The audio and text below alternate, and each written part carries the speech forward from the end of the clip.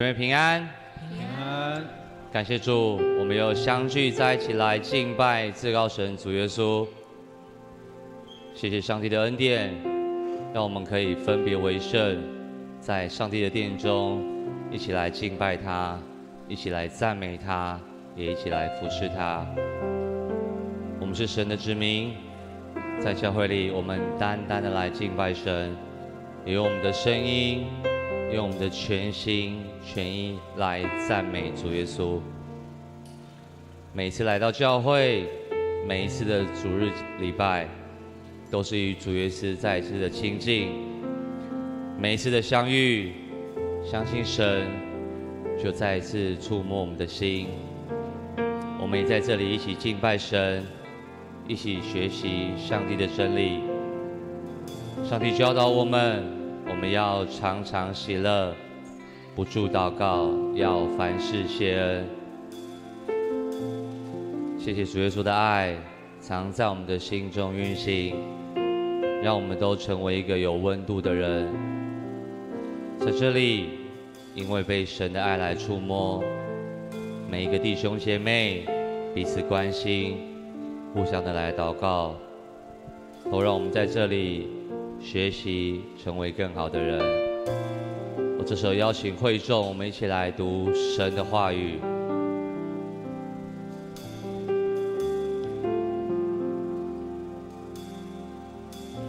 我们要常常喜乐，不住祷告，凡事谢恩，因为这是神在基督耶稣里向你们所定的旨意。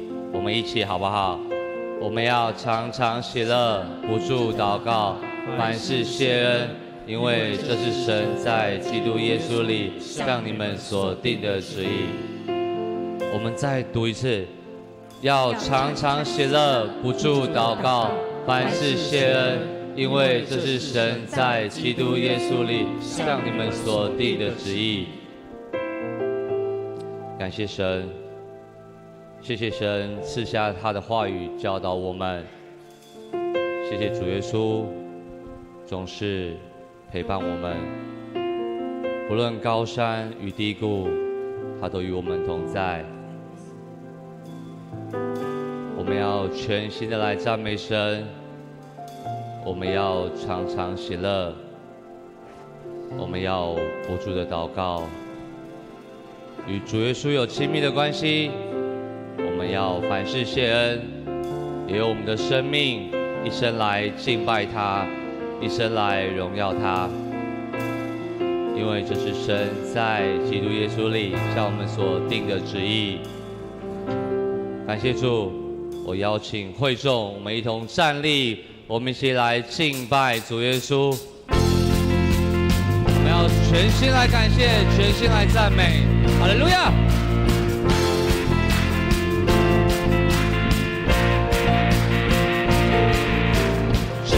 感谢，全心赞美，进入你的约，全心颂赞，献上为祭，是最纯的果子，在你里面一无挂虑，喜乐满溢，常常感谢，不住祷告，盼望在于你，我要全心赞美，跳舞颂扬你。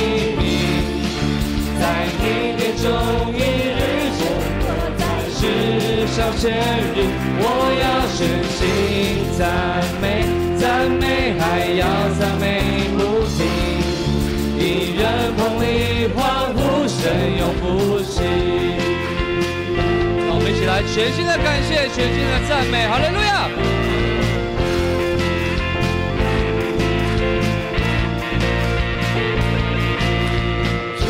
感谢，全心赞美，进入你的约，全心颂赞，献上为祭，是最纯的果子，在你里面一无挂虑，喜乐满溢，常常感谢，不住祷告，盼望在于你，我要全心赞美，要颂扬你名。在你殿中，你日中，世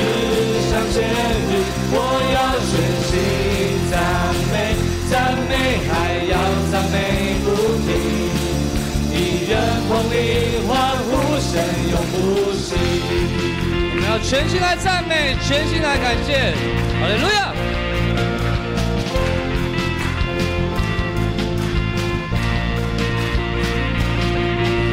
全心感谢，全心赞美，进入你的约。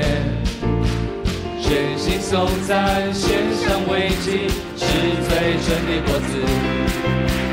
在你里面，一无挂虑，喜乐满溢。常常感谢，不住祷告，盼望在于你。我要全心赞美，要颂扬你名。在你殿中，一日生活在世上显露。我要全心赞美，赞美还要赞美不停。敌人碰你欢呼声永不息。我要全心赞美，跳舞颂扬你名。在你殿中一日生活在世上显日。我要全心赞美，赞美还要赞美不停。敌人碰你欢呼声永不息。敌人碰你欢呼声永不息。敌人碰你欢呼声永不息。哈利路亚！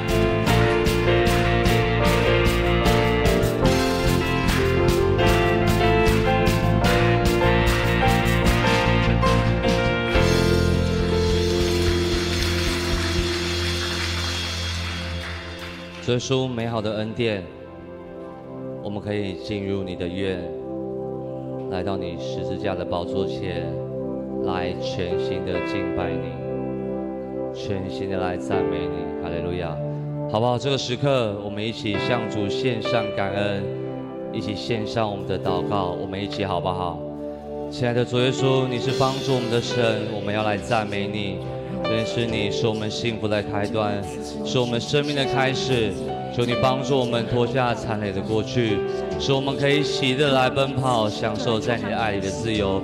主啊，求你的话语成为我们的养分，使我们可以强壮，让我们有信心。哈利路亚！主啊，求你让我们的生命是一首赞美的诗歌，所有的高低起伏尽都是美妙的旋律。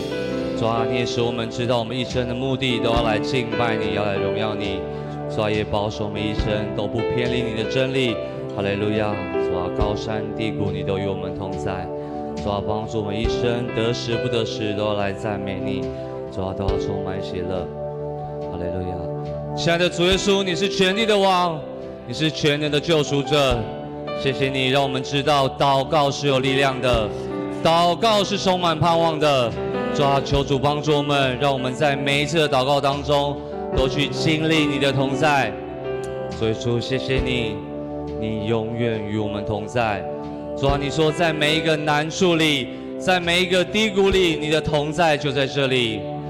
主啊，有时候我们的生命会陷在困境里，主啊，但有你的杖，有你的竿来安慰我们，我们就可以一生奔跑不放弃。主啊，我们就要向着你所立定的标杆直跑，是你的光照亮我们心中所有的黑暗，是你遮盖了我们心中所有的恐惧。主啊，我们来到你的宝座前，渴望你来充满我们的心。主啊，我们渴望你来充满我们的心。主啊，我们渴望你来充满我们的心。主啊，我们要用我们的生命来敬拜你，让我们的一生是可以荣耀你，成为你的器皿。主耶稣，我们一生都要为你歌唱到永远。主啊，我们一生奔跑不放弃，直到看见你的名被高举。谢谢主耶稣，你垂听我们的祷告。这样祷告是奉耶稣基督的圣名所求的，阿们。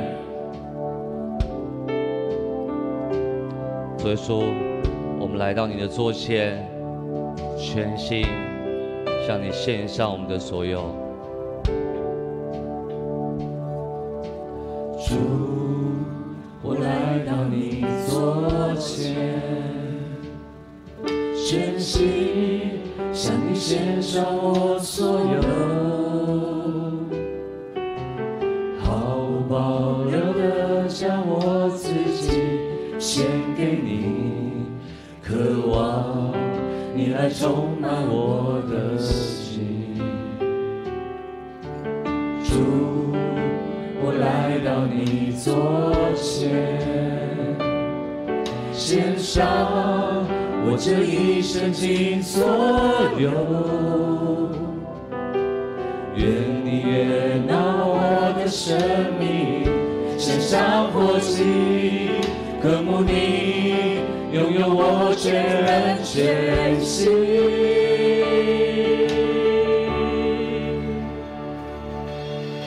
求你来使用我，让我用我生命敬拜你，荣耀你，成为你的器皿。我愿这一生都为你歌唱到永远，荣耀你，直到看见你的名被高举。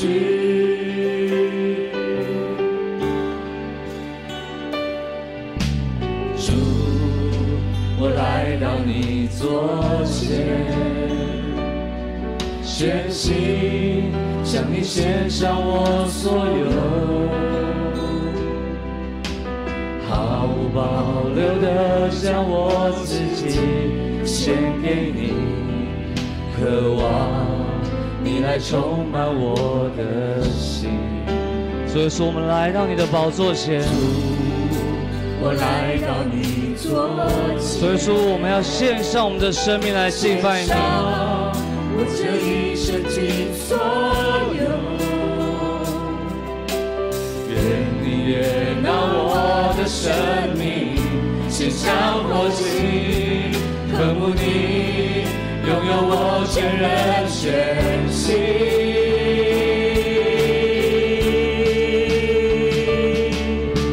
求你来使用我，让我用我生命敬拜你，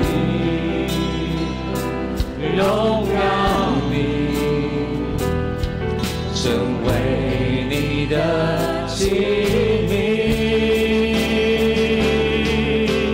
我愿这一生都为你歌唱到永远，荣耀你，直到看见你的名被高举。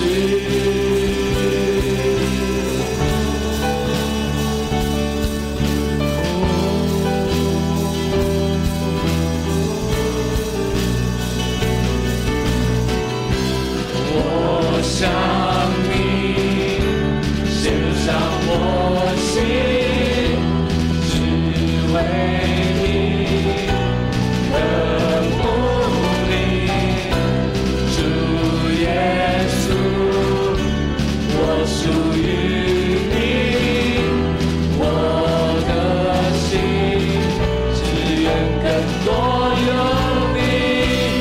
我向你献上我心，只为你渴慕你，主耶稣，我属于你，我的心只愿更多有你。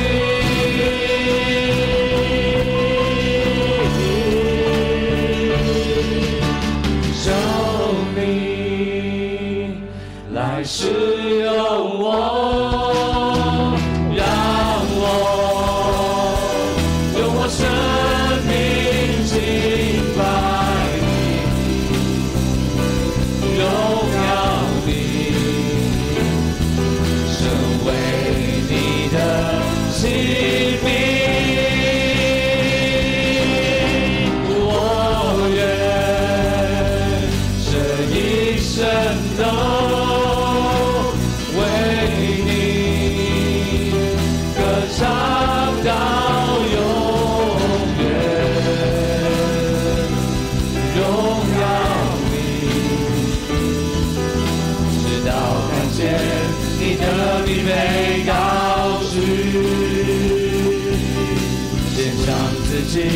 成为你的性命，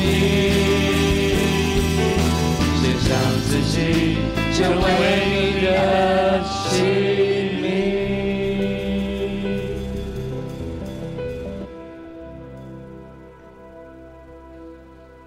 主耶稣，你永远掌权。主耶稣，你是我们一生的盼望。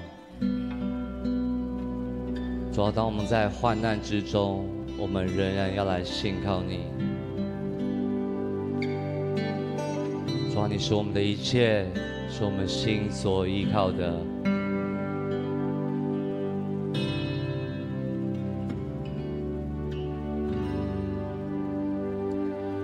我在患难之中，我仍要信靠耶稣，你是我的一切，我心所依靠的。当我的心动摇时，我仍要赞美耶稣，你是我的盼望，我心所依靠的。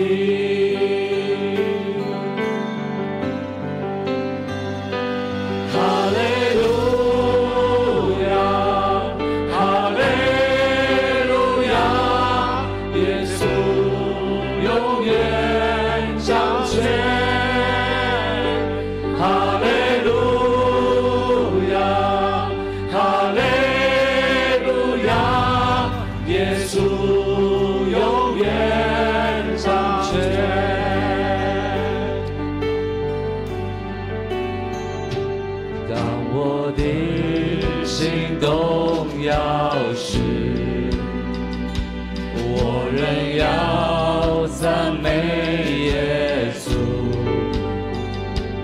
你是我的盼望，我心所依靠的，你是我的盼望，我心所依靠的。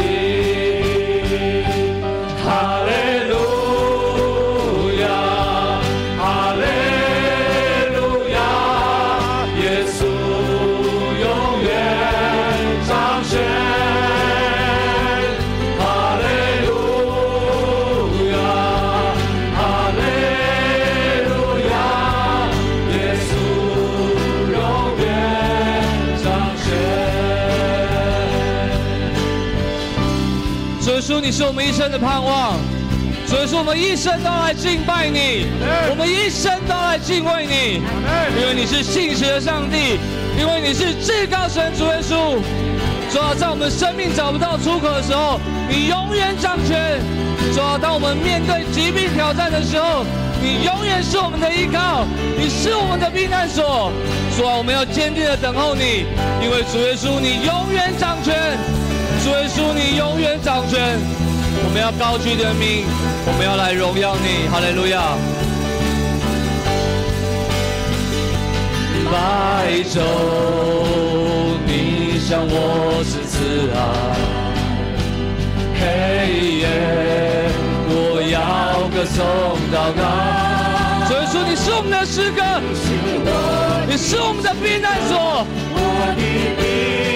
主要是你叫我们抬起头来的神，抬起头的神，哈利路亚。白昼，你向我是慈爱；黑夜，我要歌颂祷告。你是我的诗歌，我的避难所，叫我抬起头的手。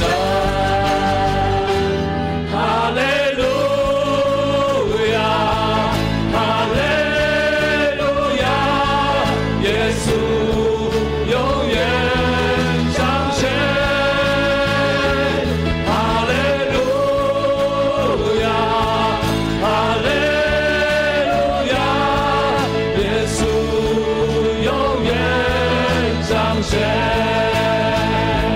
哈利路亚，哈利路亚，耶稣永远掌权。哈利路亚，哈利路亚，耶稣永远掌权。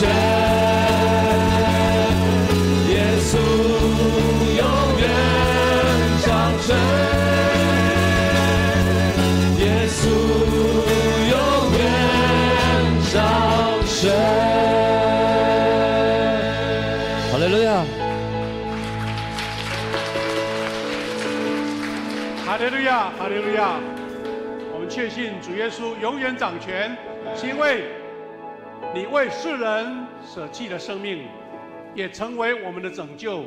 因为主耶稣的救赎，主耶稣的复活，带来全新的生命，在每一个敬畏神的子民当中。主啊，我们这一群被救赎的百姓，今天在主你面前，在你的宝座前同心敬拜，重新祷告，在你的恩典当中同心敬畏，让神的恩典透过我们的祷告施展在每一个敬畏主的弟兄姐妹身上。愿神的恩典与我们同在，愿今天的敬拜荣耀都归给你。愿今天我们同坐主桌，一起领受主耶稣救赎的恩典。我们要学习主耶稣教我们祷告文，一起来祷告说：我们在天上的父，愿人都尊你的名为圣，愿你的国降临，愿你的旨意行在地上，如同行在天上。我们日用的饮食，今日赐给我们，免我们的债，如同我们免了人的债。不叫我们遇见试探，救我们脱离凶恶。因为国度、权柄、荣耀，全是你的，直到永远。阿门。大家请坐。那个讲补价不要，补价就好，补价不要。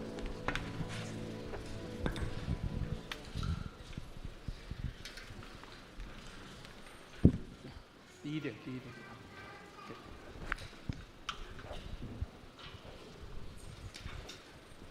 接着我们来恭述上帝的话。今天有2段经节，第一段经节在以赛亚书55章第8到11节，第二段的经节是罗马书第10章9到11节。我们一起来恭读。上主说：我的意念不是你的意念，我的道路不是你们的道路。正如天高过地，我的道路高过你们的道路，意念高过你们的意念。我的话像雪和雨从天降下，不再返回，却滋润了大地，使五谷生长，让撒种的有种子，让吃的人有食粮。我应许的话就是这样，我的话从不落空，却要成就我的计划，要执行我的旨意。圣经的第2章节是罗马书第10章第9到11节，我们来攻读。如果你口里宣认耶稣为主，心里信上帝使他从死里复活，你就会得救。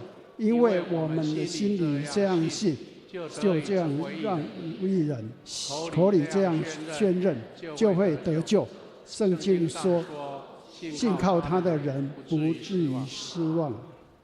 这是我们请英展小组来为我们献诗，献诗完后，我们请牧师今天为我们讲道。讲道的主题是带来恩典的言语系列3，带来恩典的言语系列3。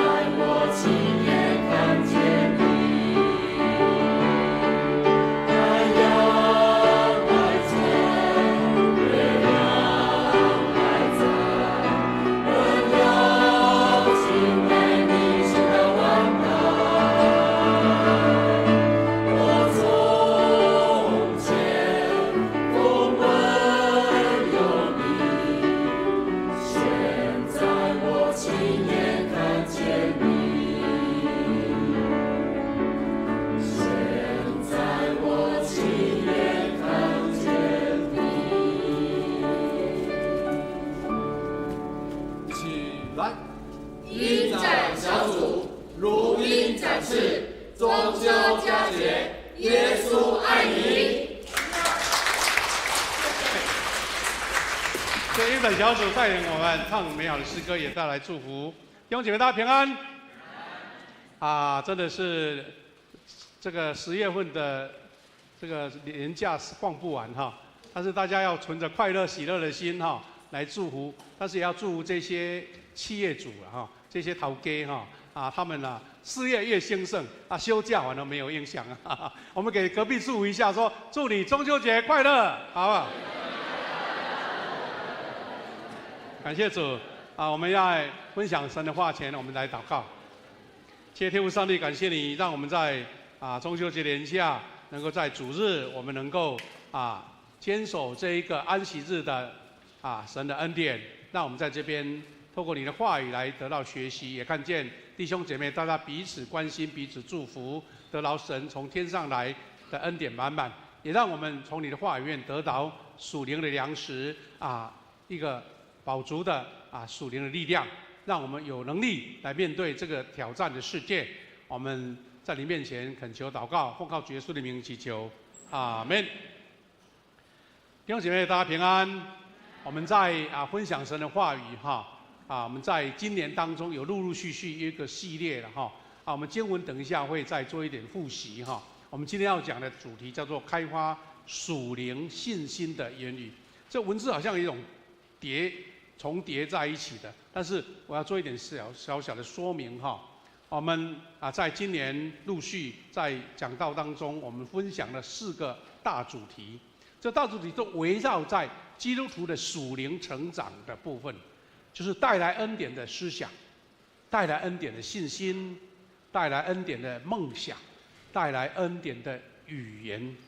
那有一个特别的特质，就是我们所讲的这些，如果从文字上它是抽象的，如果从一个属灵的世界来讲，它不是物质世界的、肉体世界的，是属于第4度空间属灵的世界。换句话说，我们基督徒在一般的生活上，在一般的我们的同胞当中，我们怎么样产生区隔呢？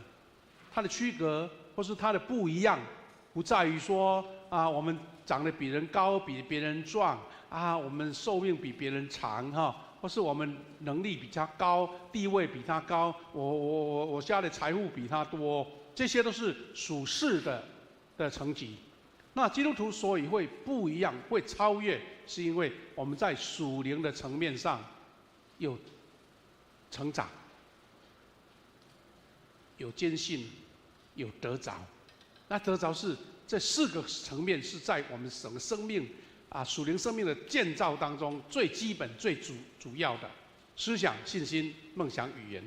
那这个部分呢，在今天第4个部分是语言。那语言其实是借由前面那3个思想、信心跟梦想，来让你的语言呈现出来。因为你知道，思想、信心、梦想，它本身是看不见的，但是要透过言语来呈现出来。所以我们今天大概分享这一系列有关语言的部分有3个系列。第一个是上个礼拜我们一起讲，怎么样透过属灵的思想来建造你的言语。今天我们要讲的是，透过你的信心，你从信心的历练，能够开发出信心的言语。那下个礼拜做一个结尾，就是那怎么样用言语来建造属灵的梦想。那实际的主题是这样子：操练属灵思想的言语。今天是开发属灵信心的言语。那下个礼拜我们要讲属灵言语来成就上帝的梦想、上帝的意象、上帝的蓝图哈。那这些我们在整体当中，就是彼此是互相有关联的，彼此互相影响的，互相造就的，互相来激发累积的。那上个礼拜呢，牧师曾分享一个圣经中的概念。那有的弟兄姐妹很有兴趣，会跟牧师说：“牧师，原来 Rhema 是什么意思啊？”牧师有讲解在跟我们分析说，到底 Logos 跟 Rhema 到底有什么差异哈 ？Logos 跟 Rhema， 那我要做一点小小的复习了哈。好 ，Logos 就是上帝的道，上帝对世人所说的话，偏向客观整体性的话语，就是已经成型了，已经呈现了，就是我们圣经的话语，上帝的话语。我们说一点一画都不消失的，是永久永恒的上帝的话语。那从约翰1章1到2节，就是可以看见这个话的重要性。他说：“太初有道，道与上帝同在，道就是上帝。这道太初与上帝同在，一直重复这个道。所以 logos 就是道，就是希腊文的发音就对了。所以 logos 其实就是道哈。那我们既然理解了，我们就很清楚说，圣经其实就是 logos。logos 就是上帝的道，上帝全部真理，永恒不变的真理。那为什么既然是永恒的真理，为什么还有 logos？ 那 logos 是一个比较活泼的，比较及时的，或是随时有连结的，叫做 Rhema。那我们再做一点复习哈。Rhema 是什么呢？Rhema 就是圣灵特别感动特别感动，让我们领受的话语。那这个是有时空性的，有针对性的，而不是普遍性的。当然有可能透过一位属灵领袖，他领受到了，众人觉得认同了，那就接受了。那 Rhema 可以说偏向个别针对性的言语，比如说某一句话临到了上帝此刻对你说的话。那换句话说，我们基督徒要常常沉浸在 Logos 里面的神的话语当中，复习研读来体验。但是神会再透过这个固定的 Logos 的言语，会让你有某一句特别的亮光，会变成一个临时的话临到你。所以你要有第四度空间的信心，你就有圣灵透过话语给你，这个叫 Rhema。但是我们一个非常重要的前提就是，你平常不读圣经不研究神的话你突然间说有 Rhema 来，那可能有一点危险，因为可能你自己随便胡思乱想的。所以是一个虔诚的心，藉由祷告、灵修、默想，还有读经，然后领受这样的话语。怎么样解释？也许用例子会比较简单了哈。我们知道主耶稣要降生前，玛利亚领受了天使的信息，然后玛利亚说：“我是主的使女，情愿照你的话成就在我身上。”那这个话就不是 logos， 就是 rhema， 就是神特别对玛利亚启示的这句话。所以天使所传的话不只是信息，而是神特别给他的应许哈。那这是一个非常很清楚明显的 rhema。另外一个我们可以看到说，彼得听了主的命令了哈，就特别像王武聪牧师来跟我们分享这段故事。彼得说：“我们整夜劳力，并没有打着什么，但依从你的话，我就下网。”耶稣讲的话就是 rhema， 就是当时对彼得所启示的话，彼得就按照此的行动来捕获满网的鱼哈。所以这个 rhema 带出行动的效果。弟兄姐妹，我们不要拒绝 rhema 的人道，但是也不要随便滥用，因为有时候你会被误解了，或是别人没有感受到你强加在别人身上哈。那有的人他可能很孤单，有病痛，然后他读到有一个姐妹，她因为长期的那个慢性病，身心疲乏，所以是在灵修呢，他就读到以赛亚书的41章10节哈。他读了这句什么？他说：“你不要害怕，因为我与你同在。”那这是我们平常读圣经这句话会跳出来，不要害怕，我要与你同在。但是对这位身心的病痛的人，他感动得不得了。他觉得说那一天好像这句话就从那个圣经的很多文字当中跳出来，进入他的内心，因为他感受到神对他说：“你不孤单。”所以他就是这一句话给他非常非常的激励、感动、流泪。那这一句话是圣经的话，但是对他讲的变成 rhema， 从圣经的 logos 变成 rhema 在他身上。所以弟兄姐妹，你有亮光是神给你的恩典，要跟神求说：“神啊，求今天我来灵修的时候，在一段经文里面，神啊给我 rhema， 向神求 rhema。”那这个就是一个非常重要彼此平衡了。logos 常常复习，常常研究，但是 rhema 是神特别给你的指示。那我们就了解说，原来 logos 道跟 rhema 大的差异，或者是它的性质哈。那今天我们要一起学习属灵的言语。属灵言语呢，是由信心带来的。那信心带来呢，其中有一个很重要，就是信心会带来让你做选择，你会做抉择哈。属灵的言语的是信心留下来的一个足迹啊。你如果没有信心，你讲的话就不会那么的肯定，都不会那么正面，不会那么充满了能力。但是如果有信心，那个言语就变成一个足迹，好像一个记号。那信心再延伸过去，就是你做选择了。我要做判断。那这个选择呢，就是不是因为外在的环境，外在环境可能跟你想的、你看的、你见到的差异很大，也许是相反的，但是因为你选择相信，选择相信。有一个故事可以讲到这个点了哈，你怎么样做信心的宣告，但是又是做一个选择、一个确认哈。大家可能听到一个故事，这个故事叫做牧师不相信祷告。牧师不相信祷告，这个是非常挑战的一个故事哈。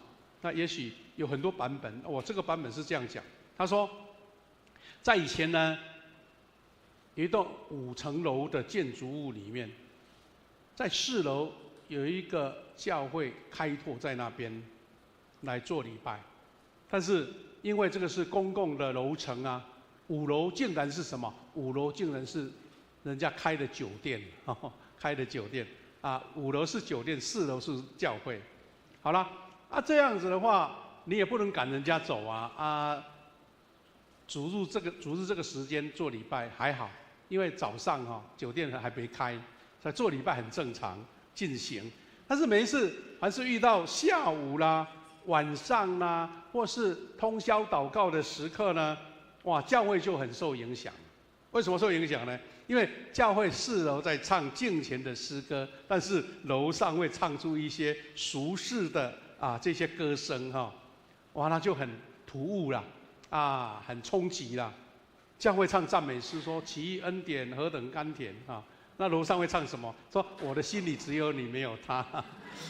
啊，这个歌怎么对得起啊？因为当时啊，那个建筑物并不是隔音很好哈，像我们地下室再怎么大声都不怕，但是像这种地方常常会有这种情形，哇，就是这样彼此的搅扰混杂。那信徒感觉说啊，这个时候聚会很没有恩典，感觉受试探、受影响，因为有一些俗世的诗歌，我们说所谓流行歌什么的，当然平常我们唱大概比较没有什么特别的奇怪啦但是他在敬前敬拜的时候，他会影响你的心思意念所以呢，哇，受到这么大的困扰，那个牧师就邀请信徒说：“我们来祷告，用1个月来祷告，求神把这个酒店挪开，这样子。”然后他们就开始大家很认真祷告，祷告到第25天，竟然发生奇怪的事情，因为那个酒店不知道什么原因好像昨天不是有瓦斯没装好嘛，就着火了着火，酒店发生火灾，哇，这损失的严重。那很奇怪的就是，5楼的酒店都被火烧光了，但4楼的教会厨房窗帘都没有受影响。哇，那个酒店的老板就感觉非常的生气，或是说非常的不舍，因为所有的财产都被烧掉了，就到处打听说到底是什么原因呢？研究原因的时候，他就听到人家说，你们楼下的牧师祷告说让酒店赶快离开，他就越想越气那就去告牧师那牧师就被带到警察局去接受调查讯问。那有趣的事情来了，警察就说：“牧师，不好意思，请问是不是像酒店老板所说的，你们的祷告引起发生火灾呢？”哇，问这句话你怎么回答？这个牧师就选择这样回答说：“我为酒店的消失祷告是事实啦但是难道我祷告就真的会火灾吗？”当然，如果从外表来看，也不是没有理由，因为我祷告，但是这个火也不是我去点的还用这样的解释，想要逃避火灾的责任是很大的然后警察就说：“牧师很奇怪，老板相信祷告你们牧师怎么不相信？”所以不久以后呢，调查报告结果了，因为没有直接的证据嘛所以他们的结论是说，这场火灾应该不是由牧师没有信心的祷告所引起的，没有信心的祷告。这个事情你不要说没有事其实台湾有很多教会会碰到这种事情。我们富强教会明年要成立50年，对不对？刚开始的时候，你知道新的社区前面有什么卖酒的场地啦现在拆掉那一个楼房以前曾经有夜店，你知道吗？这就有很多会友就真的祷告呢。那还好啦，祷告完真的有发生了，就迁走了，或是做生意不好就收掉了。但是他不会怪我们说我们祷告吧，因为也没有发生那么严重的火灾什么的那这个事情常常会让你产生一种对比。这个牧师其实他有诚心的祷告是没错，但是发生那么严重的事情，竟然发生这个有趣的一个答案有趣的一个答案。所以弟兄姐妹，我们从这个故事其实一个让我们警醒了祷告不能应允的最大原因就是没有信心。相信祷告在主里面会成就，再从信心的言语把它呈现出来这是很重要的一件事情。那我们可以看见说，有信心的宣告的言语跟没有信心宣告言语的差别。第一个就是最熟悉的，就是以色列人出埃及。我们知道以色列人出埃及呢，他们原先是被上帝所安排好的计划，因为神已经很久，因为我们看圣经出埃及记，对不对？百姓在每一个时代，在埃及的400年的当中，因为受苦嘛，就一直求神求你救我们脱离这个苦难好，神就计划了计划了。如果以色列人就按照上帝的计划，确信上帝的信实，那用感恩的心领受，就很顺利出埃及，拿到迦南地，对不对？啊，用现在的里程来讲，就没有几百公里吧。但是他们走了40年。问题在哪里？问题在于说，人在陷入现实环境的时候，看不见神了。前面就是那么难，那么困难，有红海阻隔，有旷野阻隔，啊，没有水，啊，没有吃的，那我们怎么进迦南地呢？倒不如回到埃及去了。所以以色列人在看见眼前的困艰环境，不止没有信心，还充满不信。没有信心是软弱而已哦，不信就是拒绝接受了，而且还愤恨不平，口出怨言。我们都知道那个结局是什么？结局就是以色列人那一代出埃及的人，除了特殊的对象，全部都留在旷野，没有一个能够进去的。你看这个信心的宣告，信心的原理是多么重要哈！所以我们刚刚读了2段经文，这经文在宣告说主上帝他的言语的一个绝对性跟可信性。上主说：“我的意念不是你们的意念，我的道路不是你们的道路。正如天高过地，我的道路高过你们的道路，我的意念高过你们的意念。”换句话说，不是在同一个层次啦。那不一个层次，你说听我的，按照我的，还是神的意念比较高？因为神的意念是可以呈现的，是可以确实的，是可以显示的，是可以落实的。但是我们的意念跟道路有时候常常是走错路啊。那问题在于说，我们现在虽然知道，但是没有办法去完全的顺服。所以神说：“我的话像雨和雪和雨从天降下。”对不起，不再返回，却滋润了大地，使五谷来生长，让撒种的有种子，让吃的人有粮食。这是神用雨和雪降下来，它不返回，但是不返回，它会让整个大地滋润啊，会产生粮食啊、五谷啊。神用这样我们生活上很确实知道的这个实例。他来讲11节说：“我应许的话就是这样，我的话从不落空，要成就我的计划，要执行我的旨意。”那就是神给我们一个很重要的一个点哈。那所以55章第10节，他说：“我应许的话就是这样，我的话从不落空，要成就我的计划，要执行我的旨意。”因为这样，我们知道说神的话语是确信的、确认的，是会实行的。因为神有大能，能够掌管一切权柄。那我们从这样去学习到，我们看到保罗对在罗马书所做的一个宣告。他说：“如果你们口里宣认耶稣为主，心里信上帝使他从死里复活，就会得救。你口里宣认，你心里相信，因为我们心里这样信，就可以成为义人；口里这样宣认，就会得救。”这是保罗给我们很重要的一个提醒。然后11节说，圣经上说，信靠他的人不至于失望。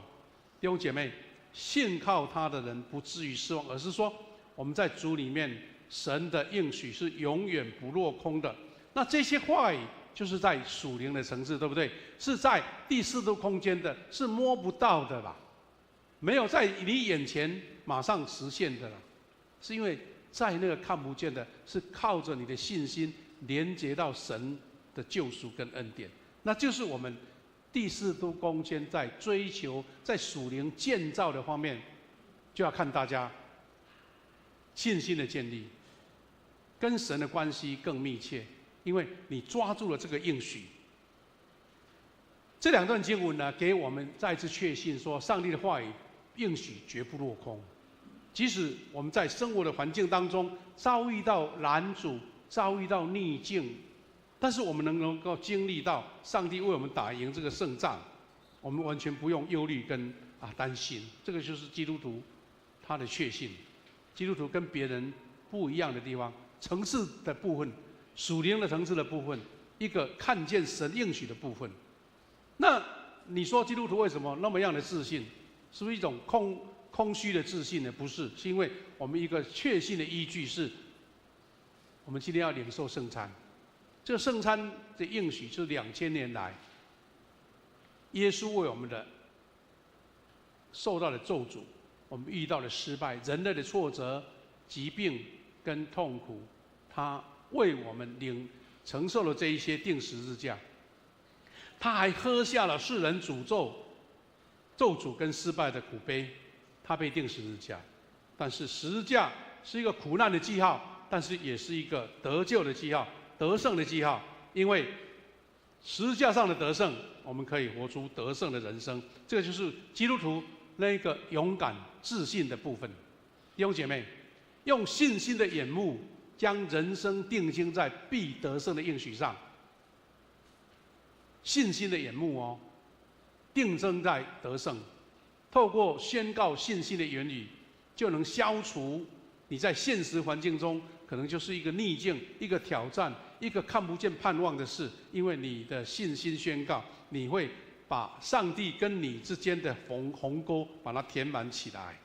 所以弟兄姐妹，我们今天一起学习这个用信心宣告的语言，就是要有一个坚信的心去寻找、去突破、去体验。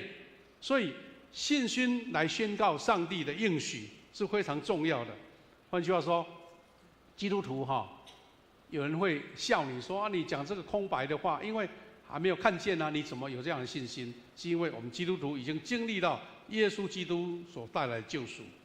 所以弟兄姐妹，我们凡是相信上帝所示得胜的应许的人，你相信就是要改变口中的言语。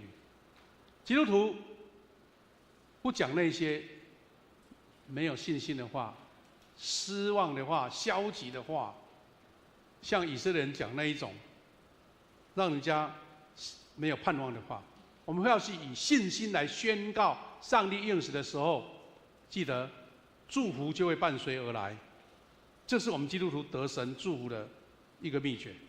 我们常常弟兄姐妹透过祷告式的祷告，透过宣告式的祷告，透过交托的祷告，你会发现很多的应许在你的身上或是你的生活当中呈现出来。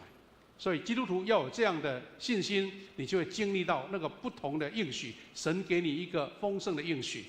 所以基督徒要学习说用信心积极的宣告，因为基督替我被咒诅了，我就可以从律法的咒诅中得释放。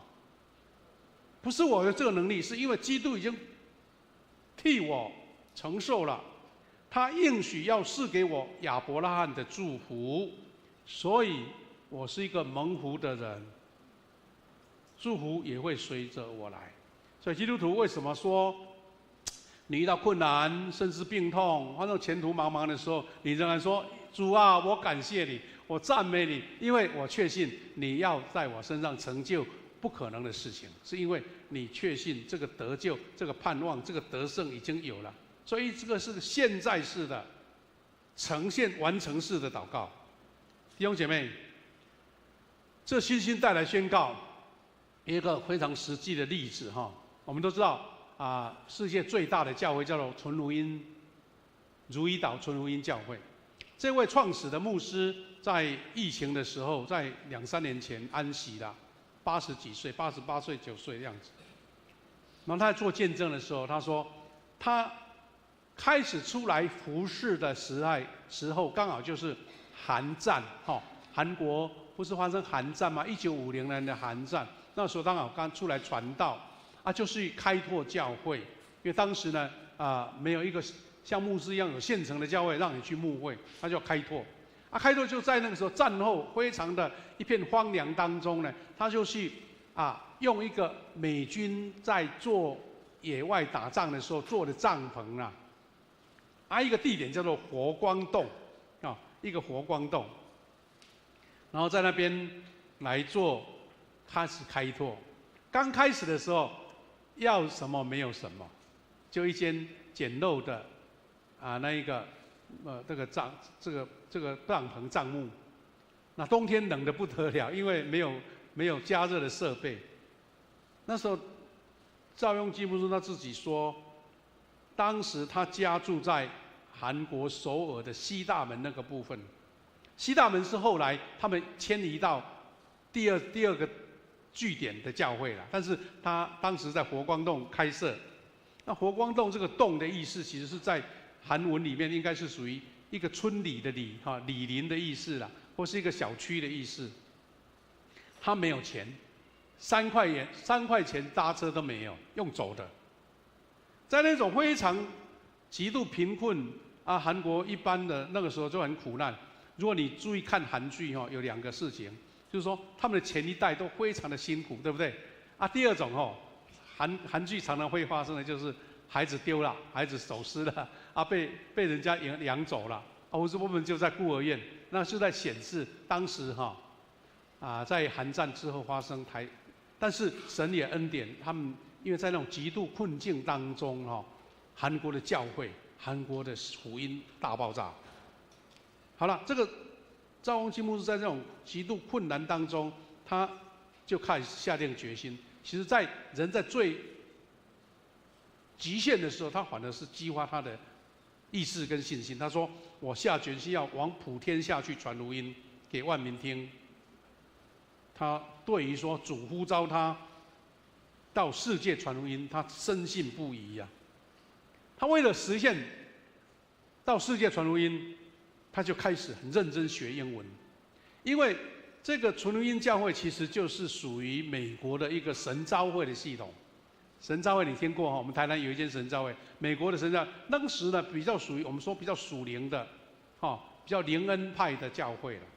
但是呢，当时没有什么特别的资源，只有美国的宣教士来这边开拓，所以呢，他就想说要从宣教士那边学英文，因为他想说有一天他用英文来讲道，所以就拼命的学，学到一段时间又觉得说，隔壁的日本也很需要传福音啊，所以他就认真又学日文了，这样还不够，可能他有语言的天分他觉得如果去欧洲讲道要讲德文啊，他有学德文，反正就是一天到晚都读，很认真来读这些语文。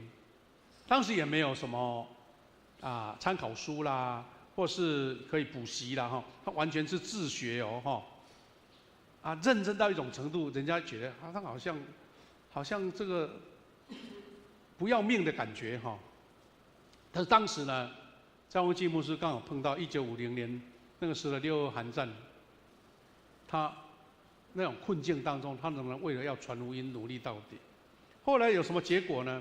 他真的建立了世界最大的教会，人数最多的时候70-80万，70-80万就像我们早期台南市还没有升格的时候，台南市好像有一段时间是60几万而已，我们的老台南市他说他访问了59国，在国外举办220次大型的聚会，他绕了地球114圈呢，到处传福音，而且后来他不只是一个人到国外去传福音，他还差派了如意岛传福音教差派了630几位宣教师。你知道我们台湾有很多传福音教会，我们在东门路加油站对面有一间台南传福音教会，是属于这个系统。我们教会在疫情前要好几次到韩国去访问，因为想说，同样是教会，为什么这间教会特别蒙恩那么多人是怎么来的呢？他们小组事工也做得很好不然70几万怎么做礼拜呢？会有怎么造就呢？都是小组，所以他们当时的家庭小组就从传福音教会出来的。所以我们很多弟兄姐妹曾经去访问过，去参加过得到很多很多的造就跟恩典因为疫情过后就停了好几年，不过最近从去年跟今年又开始恢复了，很多人感觉到哇，很棒很棒的一个领受很多人平常就是参加聚会，基督徒就是不冷不热，去那边经历到之后，哇，他感受到圣灵的同在那种热心服侍、为主传福音的力量就来了那我们长老教会呢，我们台南的中会想说要迎接，他们是100周年了，我们是50周年，台南中会要准备迎接100周年，他们就想说怎么样建造教会，最快的方式或者最方便的方式，带领我们的长职、牧者、弟兄姐妹去访韩，然后去经历、去学习，去那边要7餐的禁食7餐的禁食。好了，这样的体验让很多人改变。不过我问到，明年我们中会将要举办这个访韩盛会，刚好是在8月，8月刚好我们教会要庆祝50周年。我想说，刚好时间上有冲突，要安排可能会有一点时间上不允许了。但是我们觉得中会如果有人带领去，一定会得到很多的祝福哈。好，那赵宏基牧师他所做的领受是什么呢？他说，这一切的出发点都在于信心的宣告。无论现实环境不明朗、暗淡无望，仍然他愿意领受神的呼召，这个信心，然后超越物质世界的层次，到第4度空间，然后让原理成为事实。所以弟兄姐妹，刚刚在第1堂礼拜的时候，我们有读那个启应文呢。经文在讲到雅各书1章的，他提到说，你听了没有去行，就好像照镜子，照完了又忘记你是什么，因为镜子是你离开了就看不见了嘛。那这个韩战在当时是非常重大，就是2次大战之后最影响世界局势的，特别是东亚局势的一个战争。当时呢，整个韩国几乎半岛就要被共产党的军队吃掉了。还好那个时候有麦克阿瑟将军带领美军，然后一起从仁川从那个登陆去攻打回去，到最后变成说联合国就判定了，用38度线隔开北韩的共产党，然后南韩的那个国家，变成到现在还是呈现这样的状况。当时非常严重的，其实当时的韩战也跟台湾有很大的关系耶，因为当时共产党有一个计划是要把韩国吃掉，吃掉之后就把台湾包围起来，全部关进去铁幕里面。但是因为有美军的介入，然后那时候派出第7舰队，然后把台湾做一个区隔，然后就这样的攻击或是这样的危险才稳定下来，才会让我们台湾经过40、50年代，不是有一个农村时代，经历到工业时代、美元的时代吗？就是这个原因来的。那韩国本身就经历到那么大的痛苦，因为战争在他们上面，但是教会也同样得到一种祝福了一种祝福。弟兄姐妹，我们从赵宏基牧师的故事可以看见说，一个从小小的6个人开始的开拓的教会，一个信息的宣告，竟然成为一个世界最大的教会。所以真正的信心是透过宣告彰显出来，真正的宣告是伴随着你的行动。因为真正的相信不但会改变人心，而且是改变环境。弟兄姐妹，我们就抓到一个秘诀，什么秘诀呢？在现实上，也许我们的体力、能力、智力、财产，或是我们的社会地位，这不一定比人高。但是神给你一个最大的祝福，就是你有信心。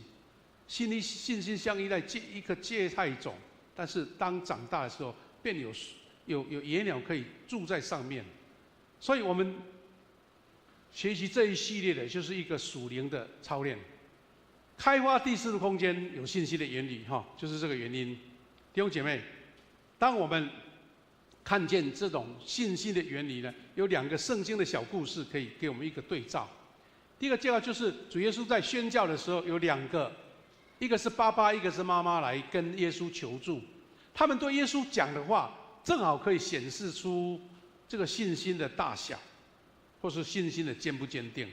第一个故事就是马可福音的9章14到29节了。这段经文讲什么呢？就是有一个孩子被鬼附了，父亲非常的着急听到耶稣来了，因为当时耶稣刚好跟门徒上山祷告，变了形象。后来到山下的时候，这个爸爸就迫不及待找到耶稣。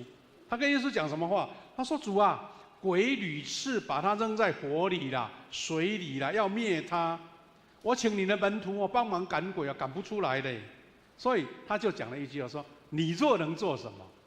你若能够做什么？求你怜悯我们，帮助我们。”好了，耶稣就跟他回答一句话。他说：“你若能做什么？”他就是问他：“你若能信，在信的人凡事都能。”表示这位爸爸很关心孩子能不能得救了，但是他也不大有信心，说你如果能做，意思是说如果不能做，那就算了吧，再找其他办法。但是耶稣给他回答，还好，这位爸爸赶快做一个改变。他改变什么？他说：“我信，但我信不足，求主帮助我。”最后，耶稣就斥责这个污鬼，孩子便得释放。所以，一个简单的话，让耶稣给他提醒的时候，他才改变。另外一个故事就是迦南妇人的信心。我们在年初的时候曾经讲过这段经文，就是也是一样被鬼附的，这个是女儿，妈妈呢赶快来求，因为这个是外邦人，就是腓尼基族人的。他跟耶稣求的时候，耶稣那个时候考验了他。我们记得耶稣曾经讲一句好像很不客气的话，他说：“不好拿儿女的饼给狗吃啦。”哇，这句话太严重了。但是听见这个话的妇人，他就仍然不顾一切，他不会觉得说啊，那就算了啊，看我不去啊，就走了。他就跟耶稣回答说：“主啊，不错，但是狗也在桌下吃孩子的碎渣啊！”哇！耶稣讲到听到这个时候，他就称赞这个妇人说：“妇人，你的信心是大的。”弟兄姐妹，我们可以这两个小故事看见这一个差异，信心的差异。希伯来书也这样跟我们勉励说：“所以你们不可丢弃勇敢的心，存这样的心必得大赏赐。不可丢弃勇敢的心。”基督徒因为有信就有勇敢，所以我们以信徒的权柄来宣告说：啊，信心会带来奇迹的哈，会带来神迹。我们都知道《奇恩典》这首歌是一位约翰牛顿英国的一个牧师所做的哈。然后他讲过一句话，让我们得到一个很好的学习。这个 John Newton 他这样讲，他说：“世上有许多令我们灰心的事，没错，很多事情总是不如人意，对不对？啊，这个也不好，那个也不好，好像不能成就。但是他说，灰心在信心的字典里面不存在。你有信心的部分，这个灰心就不存在了。对其他人而言，或许信是灰心的事，但是对信徒来说，灰心是会让你看见我们信靠上帝的信号。什么意思呢？就好像我们常会祷告说：啊，上帝关了一扇门，要为你开一扇窗。那这个不是一个安慰的言语嘞，是因为你确信神要为你开路。那所以你不灰心，仍然坚定的恳求，神就会在你的信心上给你应许。最后牧师要说的说，这个信心的语言怎么来呢？归咎一切就是祷告。你要跟神常常跟神亲近祷告，而且用祷告来开发信心的原理。因为在属灵生活中，祷告是开发属灵也最有效的方法。因为常常跟神往来嘛，跟神祷告祈求嘛，上帝就透过祷告来改变我们口中的言语，我们这个第四度空间的灵性就开启了。所以弟兄姐妹，我们不要只存活在物质的世界、第三世界、第三度空间，是因为基督徒神给我们一个最大的权柄，就是你可以在第四度空间领受神奇妙的祝福。虽然他看不见，虽然他不是很具体存在，但是因为信心就看见那个真实在那边。所以基督徒的祷告，我们有各种祷告，有感谢的祷告，有那个认罪的祷告，有代祷。但是有一种祷告是很重要，就是以完成式的祷告来开发第四度空间的言语。因为上帝的恩典已经借着耶稣基督赐下。刚刚我们是讲说，耶稣在2000年前已经我们承担了一切苦难跟咒诅了吗？所以我们要以完成式的时态，完成式就是已经实现了这种心态去祷告。因为我们是在打已经得胜的战争，宣告已经成就的事实哈。有一段经文是最容易展现这个完成式祷告的部分。我们不是常常在读腓立比书4章6到7节吗？那保罗跟我们讲说，应当亦无挂虑，只要凡事借着祷告、祈求和感谢，将你们所要的告诉神。他说，不要凡事借着祷告哦、祈求哦，还感谢。为什么要感谢？因为你确信已经实现了，才会感谢嘛。然后将你们所要的告诉神，神所示的出人意外的平安，必在基督耶稣里保守你的心怀意念。那这句话就是完成式祷告最佳的范本。弟兄姐妹，完成式的祷告就是在除去我们的疑心的宣告。因此，当我们要开发祷告的言语时，认定接受已成就的事实，借着使无变有的上帝，以信心来宣告出来。弟兄姐妹，我们常常也在做一个提醒或是鼓励弟兄姐妹。虽然我们现在遇到困难，甚至有病痛，家庭的状况也不是很美好，财务状况也不好，也不是很好，但是我们常常会讲说，你还是要赞美、感谢。为什么？神啊，我确信你是丰盛的神。虽然我现在那个钱付不出来，但是我确信神是丰盛的神，你是富有的阿爸父。这是一种宣告式的祷告，是一种信心的祷告，是一种实现式的祷告。然后你会从一切困难、怀疑当中产生平安跟喜乐，因为你用祷告、祈求和感谢，将你所要的告诉神，你就勇敢的交托。这是基督徒跟一般人最大的差异在这里，因为你拥有了第四度空间的祝福。愿神给每一个基督徒有这样的操练，尤其我们在迎接50禧年的时候，我们希望每一个基督徒都是一个第四度空间的勇士看见神的应许，在你的家庭、你自己还有教会的应许。我们甚至为我们的国家祷告也是这样子，愿神将这样的应许实现在我们台湾这个社会。我们要做一个祷告，然后一起来领受圣餐。亲爱的父神，我们感谢你。确实，我们因为人的软弱，常常看现实的状况会灰心，会有怨言，甚至会没有信心。但是我们确信主耶稣已经为我们担负了这样的苦难，以及所有一切的咒诅。我们要从律法中被释放，所以我们要用坚定的心，常常在祷告当中操练，而且在生活当中体验神成就的美好。主啊，让每一位弟兄姐妹都有这样的信心的宣告的言语，让我们在实际生活上看见神奇妙的应许，让我们更加倍坚固我们的信。我们要一起透过圣餐来见证神的应许，也求你让我们领受的时候得到更坚定的神的祝福。我们这样感恩祷告，奉靠主耶稣基督的圣名祈求，阿们。弟兄姐妹，我们预备心来领圣餐。我们要来唱一首诗歌，叫做《宝贵十架》。我们来唱一遍，副歌唱第二次，准备来一起领受。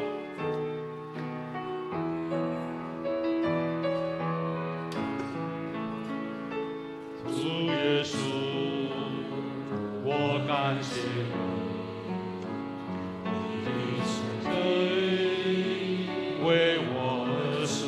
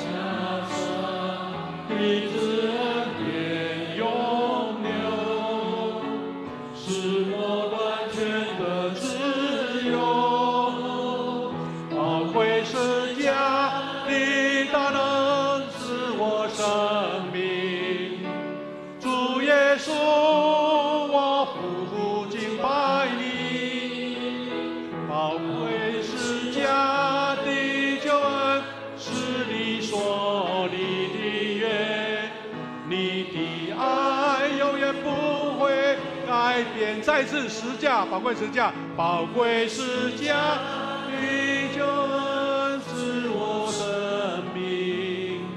主耶稣，我匍匐敬拜你。宝贵十架的救恩是你所立的约，你的爱永远不会改变。感谢主。我们奉主耶稣基督的名，欢迎属于他教会的弟兄姐妹一起来领受主的圣餐。主耶稣说：“凡饥渴沐浴的人有福了，因为他们必得饱足。”弟兄姐妹，我们学习保罗所做的宣告：“我当日传给你们的，原是从主领受，就是主耶稣被卖那一夜，拿起饼来祝谢了，就拨开说：这是我的身体，为你们而舍的。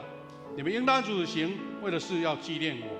饭后也这样拿起杯来说：这杯是我的血所立的新约。你们每逢喝的时候，要如此行，为的是要纪念我。你们每逢吃这饼、喝这杯，是表明主的死，直到他再来。”弟兄姐妹，当主耶稣被卖那一夜，拿饼来祝谢，我们奉他的名，也在按照他的样式来感谢神。亲爱的主上帝，我们现在照你的命令摆设这个宴席，为了要纪念你永远救赎的祭。我们谦卑恳求你差遣圣灵，将我们分别为圣，又分别这些摆在你面前的饼还有葡萄汁为圣，让我们领受这些，借着信分享你的身体和宝血，以你的恩典的帮助，使我们的灵里得培育，也在你的恩典中成长，荣耀你的圣名。感谢奉主耶稣的名，阿们。弟兄姐妹，主耶稣说：“这是我的身体，为你们而舍的，你们要如此行，为的是要纪念我。这是我的身体，为你们而舍的，你们要如此行，为的是要纪念我。”这时我们要请长老前来，一起来服侍圣餐。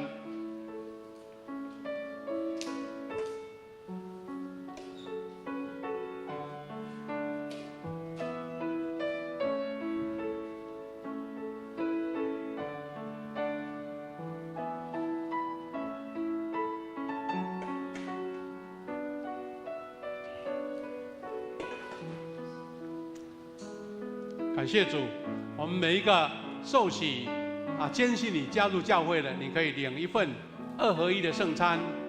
当你拿到圣餐的时候，在上面有一层透明的薄膜，你可以稍微把它撕开，可以把饼拿出来放在手上。我们一起在神面前祷告。刚刚我们领受了神的话语，我们求神说：神啊，请让我坚定信心的话语，能够在第4度空间领受这样的祝福。我们的宣告的话语，信心的话语，必得神的悦纳，必得神的应许。我们也求主透过圣餐来赐下他的平安，跟他的医治，赐下他的智慧，赐下他的能力，在我们当中，在我们生命当中，在我们所做的每一件事情上面，按照你的需求跟神祷告，借着圣餐有这样的领受。主耶稣说：这是我的身体，为你们而舍的，你们应当如此行，为的是要纪念我。我们叫比较旁边的，或是在里面的，可以摇个手，让我们的长老很快看见你给你一个圣餐哈。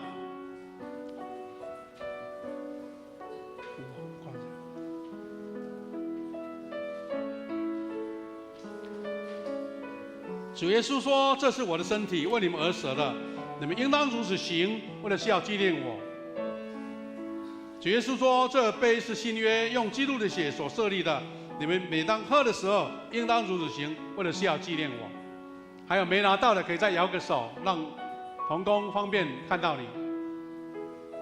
第一层是透明的薄膜，是饼，然后第2层是属于那个不透明的膜，再打开，等一下在第2次的时候，主耶稣说：这是我的身体，为你们而舍的，你们应当如此行，为的是要纪念我。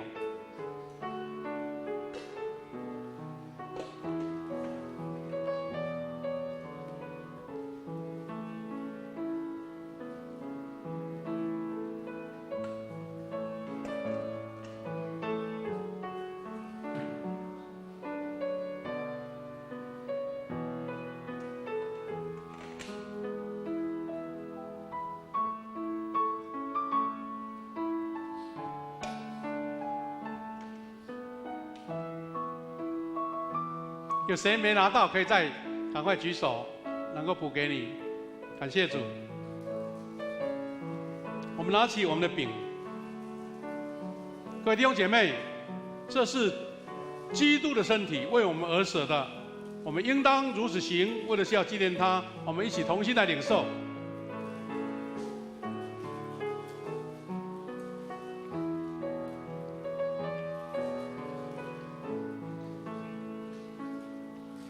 用完饼，主耶稣这样说：“这杯是新约，用基督的血所设立的。你们每当喝的时候，应当如此行，为的是要纪念我。”我们大家一起来领受。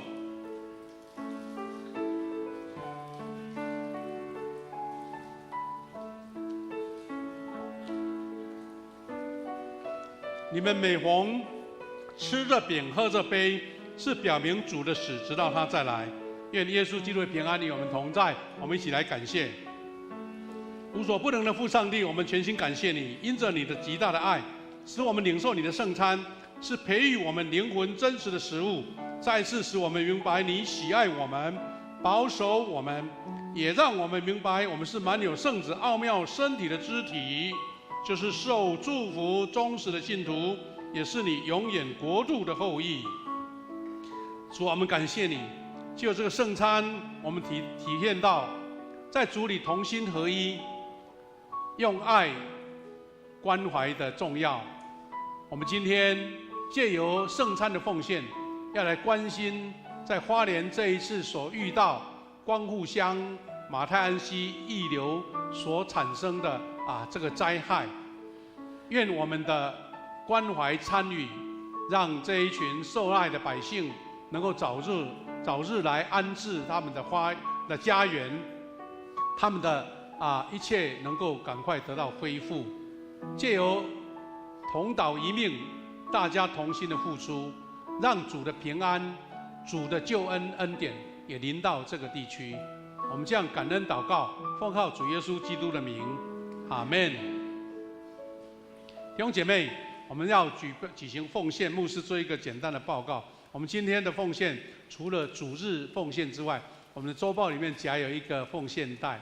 那我们这一次的奉献特别，如果你有感动或是有预备，我们特别这个圣餐奉献要作为对于马太安这个地区所遇到的灾害我们做一个奉献也许能够帮助他们重建家园因为这一次的这个溢流堰塞湖溢流，哇，整个泥沙就把整个村整个包括那个光复乡都淹掉，特别是那个平地的部分这个要恢复真的要花很长的时间。这些居民他们要有安置的居所，有很多需要重建的部分。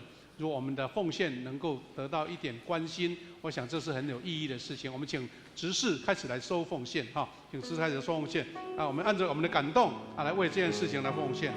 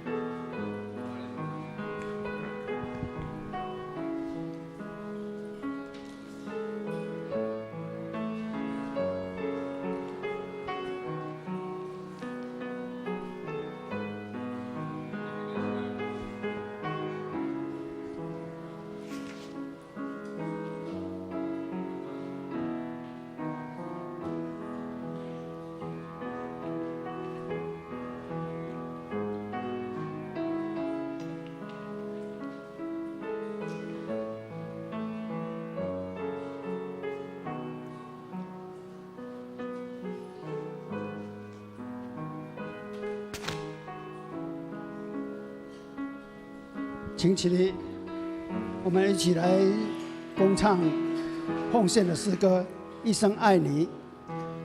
爱你，宝贵耶稣，你爱何等的甘甜，我的心深深被你吸引，爱你是我的喜乐，一生爱你，一生敬拜你，一生爱你，一生荣耀你，一生奉献，一生不回头，一生爱你，跟随你。请坐。接着我们我来报告。报告之前，我们先来恭述本页的金句，《彼得前书》第1章第5节，我们一起来念：你们这因信蒙神能力保守的人，必能得着所预备到末世要显现的救恩。彼得前书1章5节，再一次，你们这因信蒙神能力保守的人，必能得着所预备到末世要显现的救恩。彼得前书1章5节。报告。下座的司礼是郭信恩执事，其他的同工，请大家预备心。第3页的聚会讯息，请大家自己来浏览。第4页的肢体交通，我简单报告，等一下在细节上再请牧师来补充。我们今天是世界主日圣餐的礼拜，我们会把这次的经会作为花莲的赈灾的用途。第二，本会小会的公告是11月2号要召开临时合会，要长子的轮休改选，长老要选2位，名单请大家等一下牧师会介绍，还有执事要选7位。小会决议开票的流程，依照号次抽签之后，我们下主日会正式公告。第3点，本会定于10月19号举行松联的敬老会，70岁以上的长辈我们会发放敬老礼金。一些名单如果没有没有登记到的，请到办公室来订正。第4点，我们的幸福小组已经进行到第2个时程，紧锣密鼓的下个月就要进入第3时程，也就是名人福音的讲座。我们为这个事工来祷告。第5点，我们教育中心的整修施工，邀请大家来关心，也为必要的经费的需求来奉献，以我们有硬体的活动之外，还有庆典活动的一些施工。第6点，我们感谢主，让我们的在长荣中学举办的篮球联谊赛一切都顺利，而且有很好的成绩都在周报里面，请大家自己浏览。第7点，台南中会的消息，以及第8点的庆生，等一下牧师来补充报告和主持。第9点，我们陈长辉长老他日前因为蒙主恩召，我们感到非常的不舍跟内心的伤痛。定于这个礼拜6，要有一个追思礼拜，请大家为这个家庭来祷告，求主拭去他们的眼泪，安慰的灵在他们的家中。接着，我们请牧师来补充报告。谢谢。弟兄姐妹，我做一个补充报告。第一个，我们欢迎今天的新朋友来我们当中，叫做李东义弟兄，在楼上对不对？好，先离开了。OK， 好他妈妈贵珠姐妹了带领他儿子回来我们欢迎他。那再来就是有很重要的事工，就是我们公告了在11月2号要举行我们的临时和会，要来选举长职，是我们教会特有的一个事项我们请同工把我们的礼拜投影片拍出来。我们早上呢，这个周报是候选名单，那我们早上特别借由长老来做抽签抽签就抽那个号次。我来做介绍一下，我们的长老候选有4位，第1号就是王卫鹏长老那第2号是陈秋怡执事候选人第3号是抽到了胡泽荣执事候选人，第4号是李宗杰执事，有4位候选，我们要选出2位我们现在祷告，预备心，按照你所的感动这个你要感动，说有瑞玛给你告诉你要选哪一个。好，下面是执事比较有一点小小的说明了这个没有按照号次，因为我们照片已经先排下去，有号码的。那我们要分两个系列，一个是40岁以下的会一个区块，那40岁以上的一个区块。但是选举的时候，就是整体要选7位，但是我们有一个保障，就是说，在这7位当中，至少有1位是40岁以下的。换句话说，有可能我这个40岁以上的跟这个40岁以下的同票，那同票是那这位40岁以下先得到，这样懂意思就是让当然如果说全部的票都是集中在40岁以上，那表示尊重大家的选择，但是我们一个优先选举的意思了那号码在这边，牧师就不一一我在念名字就好。一个王俊仁，第2位是胡泽荣。那因为他有长老跟执事的候选资格，这第3位是李宗杰，也是一样第4位是张月琪，就是我们也是40岁以下，所以他的号码是没有10位数，是个位数的再来是王建伟是1号那再来是林继平，也是40岁以下这一区。韩启智11号就是40岁以上了陈树文12号，喜利传6号陈前和16号，再来就是洪佩仪3号，金晋吉2号，吕文文4号，黄小蜜13号。那你如果看到10号10位数的，就是40岁以上的但是我们当时选票会把40岁以下放在这一个区块，虽然号码不一样那这个在这这样的话，你就可以按照这样的选择。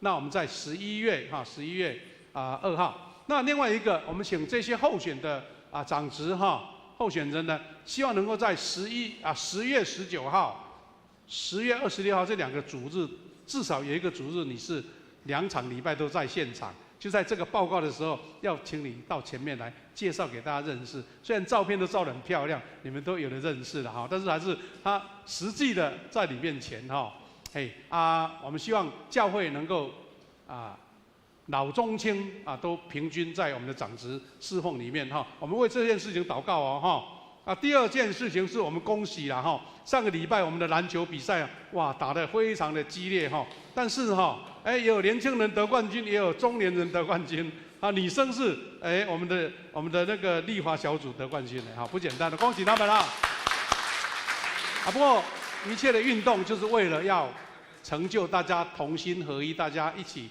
快乐在一起我们希望以后互相教会不只是有信心的教会，有传福音的教会，而且是一个很会运动的教会什么比赛都敢参加的期待我们有这样的非常好的传统。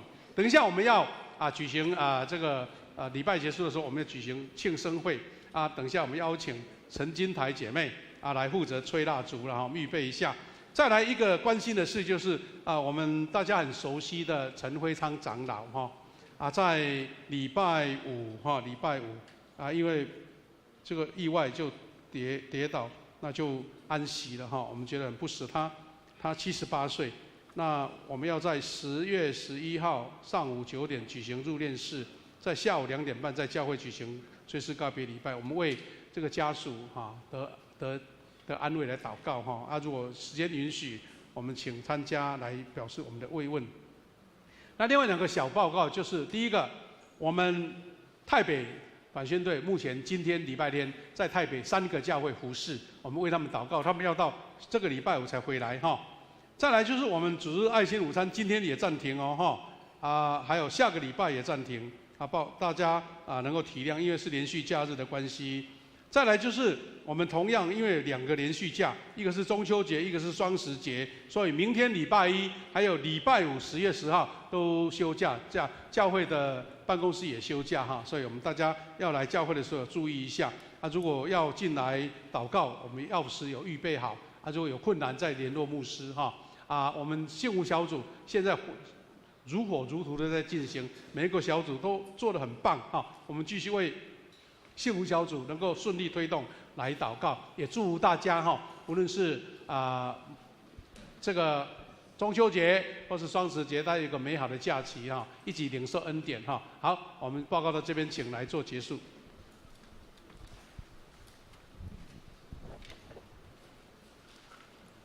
颂荣，请起立，我们来唱《我的神，我的王啊》。随后，请牧师为我们来祝祷。我的神，我的王啊，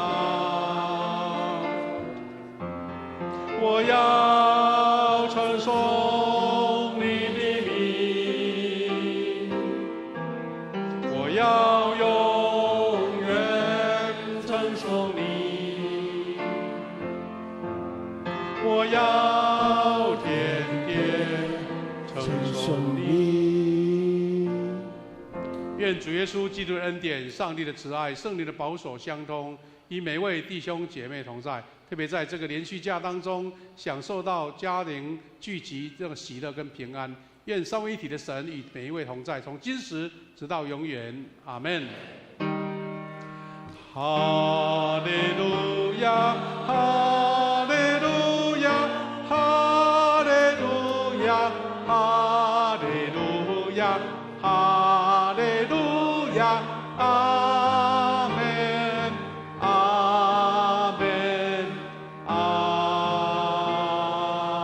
门。我们请做默祷，预备来做庆生会。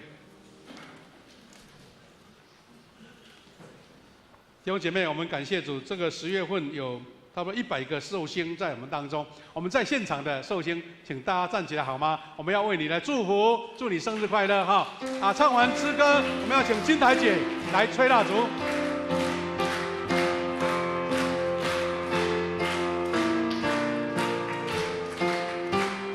来，祝你生日快乐，祝你生日快乐。祝福给你，祝你生日快乐！唱英文的，嗨 ，Happy Birthday to you！ 金台姐预备了 ，Happy， 有没有照相机？照相机 ，Happy Birthday to， 来，你配合照相再吹了哈，好，预备啊！好，我们请金台姐来负责吹蜡烛，来，预备，来上来，预备，好，好，拍手。好，感谢主，祝大家生日快乐啊！我们来为他们祝福祷告。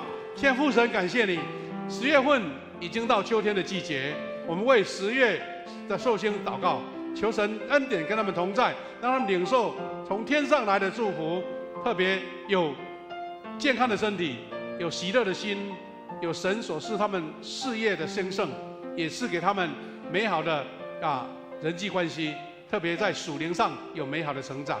愿他们在所做的每一件事情都亨通顺利，愿他们在家庭、在健康、在子女都得神的保护，在读书成长，也求你赐下加倍的智慧在我们身上。我们也求神赐福在我们这个连续假当中，每一位弟兄姐妹都领受到美好的祝福跟假期。我们这样感恩祷告，奉靠主耶稣基督的圣名祈求，阿门。好，谢谢，我们请坐，大家平安。